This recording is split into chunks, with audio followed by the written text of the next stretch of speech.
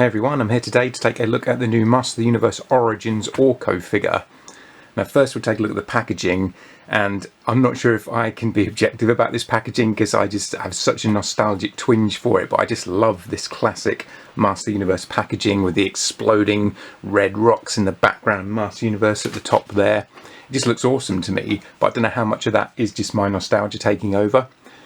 But these new card backs look pretty much exactly like the original card backs, and this is the original card back from my old 80s Orko figure.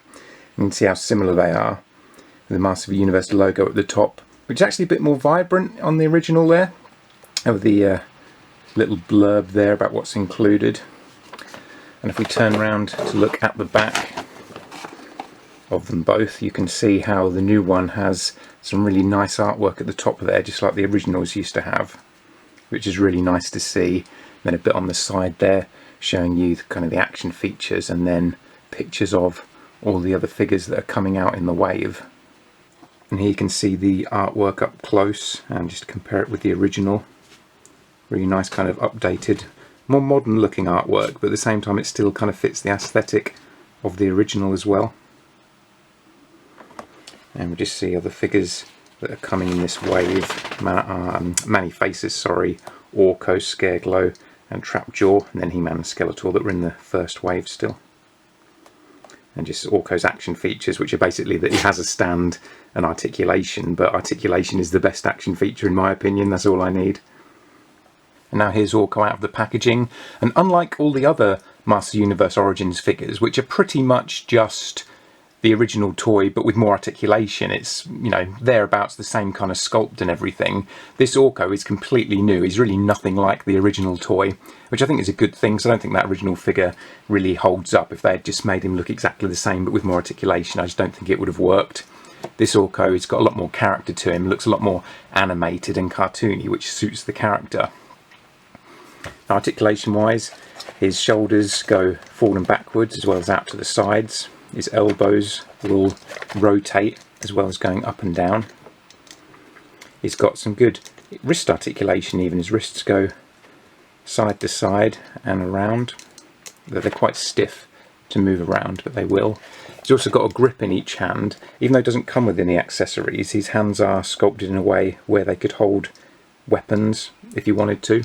His head also swivels around and moves up and down. His head's very loose. That's one thing I'll say. The head was a bit too loose really, and I think the head will pop off if you want it to as well, like the heads on all the others. It's on a ball joint there, so if you wanted to pop his head off for whatever reason you could do. Not sure really what the point would be, but it will. The scarf doesn't come off though, that is glued on.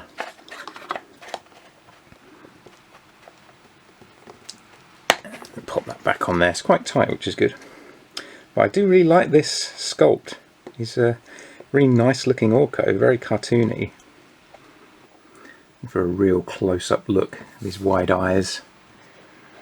He's got the orange wizard's cap and his blue ears sticking out there. The cap's got some detailing there where it's kind of scrunched up, where it's bending down. So there's a nice bit of sculpting detail in there, and on the scarf as well. We rotate him around there. I'm glad that the scarf is glued in place, because it would kind of get on my nerves if the scarf kept wiggling around, like on the Master of the Universe Classics version. Yeah, I mean, I don't know what more you'd want from an Orko. I think he looks great. Probably, maybe could have done with coming with a wand or something, because he's a smaller character than most of the other figures, but he doesn't really come with any accessories other than his stand, which I'll show you in a minute. So it would have been kind of nice if he'd come with a magic wand or something. But I guess he is a completely unique tool that they can't particularly use. I mean, they might release Uncle Montauk or something, but more than likely this is the only time they're going to use this body sculpt, so maybe that's why they haven't put more accessories in there, because they're not necessarily going to make the money back on the tooling for this, on the mould, like they will for other characters. I do like that his hands are sculptures that they can hold accessories, at least if he wanted to.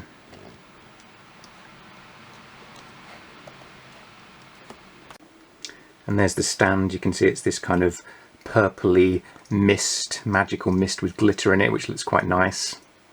And then that goes up. You've got like a clear stand there, which isn't all that tall really, but I think it puts him just about up to head height with the other figures. I do like how big the base is on this Origins figure. If you see the base on the Classics Orko, it's really tiny, and he has some balance issues. It doesn't take much to knock him down because of the weight of the figure on this tiny little base. So I like that they've got this really big base, so you can have no balance issues with this Orko. They've actually made the base look like something. I would have probably preferred it if the base looked like the ground, if they'd have done it in brown for soil or green for grass rather than a purple burst of magic, but it still looks quite nice. You can see it all together there. And now for a comparison with the original Orko, which didn't come with a stand. It's pretty much the only Orko that hasn't had a stand with it. It had this kind of spinning feature where you'd pull a bit of cord sort of through there, plastic cord through there. It would make him spin around as if he was floating on the ground. But I do prefer it that he's got a stand you can put him on. You see they're about the same sort of height. But this one looks a bit too much like just a block of plastic really. The new design is it's got far more character to it. It's got kind of dead eyes on that original one. Now you can remove him from the stand if you want to have him just on the ground like that, like the original one. So you can see how those two look together. Now here he is with the 2000X Orko, which is very stylised, and he's quite big as well, that Orko, quite tall. And the Master Universe Classics Orko, which is probably my favourite. He's the most kind of accurate to how he looked in the cartoon and to scale as well. This new Orko's a bit big really, considering this Orko is for the larger scale Classics figures. Look how much bigger this Orko is, and he's for smaller scale figures that are kind of vintage size, 5-inch. So he's a bit big, but if he was smaller, then you wouldn't feel like you were getting value for money with him. Though I guess they could have included him in a pack with a few other smaller characters like Imp or one of Skeletor's Robot Knights. And there he is next to a regular Origins figure, so you can see he's about the same height with the top of his hat there, even though his head is lower than Man-E-Face's. And also you can see how he can hold Man-E-Face's gun there as well. Now, just like the original 80s figures, Master Universe Origins come with mini comics, which is really awesome, but really frustratingly, in the European market, now if you're in America this won't be a problem, but in the European market, because they insist on trying to put everything in every different language under the sun, so you have packaging that has 50 different languages all saying one sentence that no one reads because it just becomes a big blur of gobbledygook. The mini comics, rather than having multiple different languages, have had all of the word bubbles taken away. So it's just pictures. There's no text whatsoever, so you can tell really what's going on. You've just got to look at the pictures and guess. Now, what is the point in this? Who does this satisfy? If you had it all in English, like the American comics, yes, it means that people who can't speak English won't be able to read it, but as it is, people who can't speak English can't read it anyway, because there's nothing to read. So you haven't gained anything by taking away the English text. All you've done is annoy everyone who can speak English who could have read it. Even if they had printed this in French, I would at least appreciate that French people could enjoy it. As it is, no one can. No one can read it because there's nothing to read. So what's the point? You might as well just left the English text in there, so that at least people who speak English and read English could have enjoyed it. Now no one can. It's so frustrating. I was really looking forward to getting these mini comics as well, because it's something I always liked with the original toys. But now it's just, I mean, it's still nice to look at the artworks. It is really nice artwork in there, but if I can't really read what everyone's saying, what's the point? Oh, it's so frustrating. Well, that's the mini comic for you. I haven't given anything away about the plot because there's nothing, you can't tell what the plot is without the words. But I guess there's an evil Orko floating around. I kind of wish it was Gorpo, because I really liked that toy from Master Universe Classics, so it'd have been cool to have thought that he could be incorporated at some point into Origins. So that's my look at Origins Orko, and he's my second favourite Orko. Like I said, I still prefer the Classics version, but this is better than the 2000X and the original. The original one I was never all that keen on, even as a kid. It just didn't quite look right.